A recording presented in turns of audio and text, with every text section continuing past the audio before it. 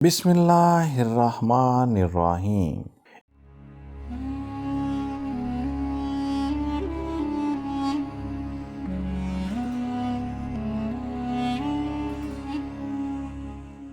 علامہ خادم حسین رضوی صاحب ضلع اٹک کے ایک گاؤں نگاہ کلاں میں ایک زمیندار گھرانے میں 22 نومبر 1966 کو پیدا ہوئے۔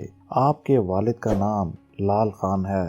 آپ کا ایک بھائی جس کا نام امیر حسین ہے اور 4 بہنیں ہیں۔ آپ کے والد کا انتقال 2008 میں ہوا اور والدہ کا 2010 میں انتقال ہوا۔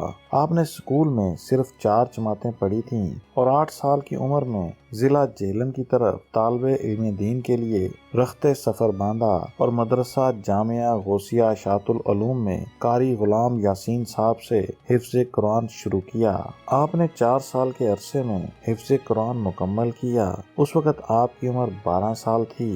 پھر آپ نے ضلع گجرات کے قصبے دینا میں 2 سال قرات کورس کیا۔ 14 سال کی عمر میں لاہور تعلیم کے لیے آئے۔ 1988 کو آپ نے دورہ حدیث شریف مکمل فرمایا۔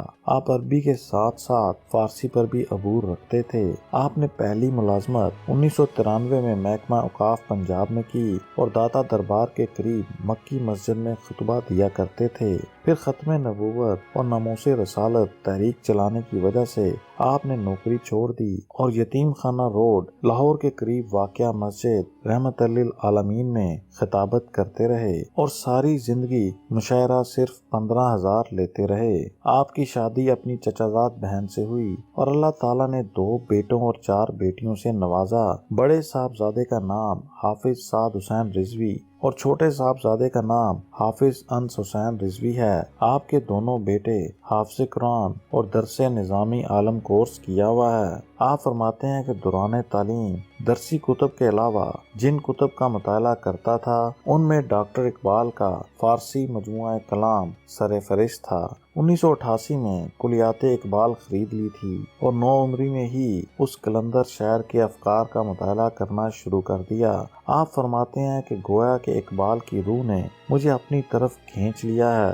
اقبال کے کلام کے بعد علامہ اقبال کے شاعری کے استاد مولانا روم علیہ رحمہ کو پڑھا اور ان کے بیشتر کلام کو ازبر یاد کر لیا تھا۔ آپ فرماتے ہیں کہ مجھے اقبال، مولانا روم اور اعلیٰ حضرت فاضل بریلوی کی شاعری نے بہت زیادہ متاثر کیا اور یہ حضرات عشق رسول کے وہ جام پلاتے ہیں جنہیں پینے کے بعد کسی چیز کی حاجت نہیں رہتی۔ اور اردو شعراء میں اکبر الہٰبادی کی شاعری پسند تھی۔ آپ کو مطالعے کا جنون رہتا تھا۔ آپ سفر نامے بہت پڑھتے تھے۔ آپ نے حکیم محمد سعید اور مفتی احمد یار خان نعیمی علیہ رحمہ کے تمام سفر نامے پڑھ ڈالے۔ تاریخ اسلام کا مطالعہ آپ کی اولین ترجیح تھی اور تمام مسلم سپہ سالار کی سیرت کا مطالعہ کرتے رہتے۔ آپ فرماتے ہیں کہ اسلام کے تمام سپہ سالار اپنی مثال آپ ہیں، لیکن حضرت خالد بن ولید رضی اللہ تعالیٰ عنہ نے مجھے بہت زیادہ متاثر کیا اور آپ کے مزار پر حاضری دینا ایک درینہ خواہش تھی اور الحمدللہ پوری ہوئی۔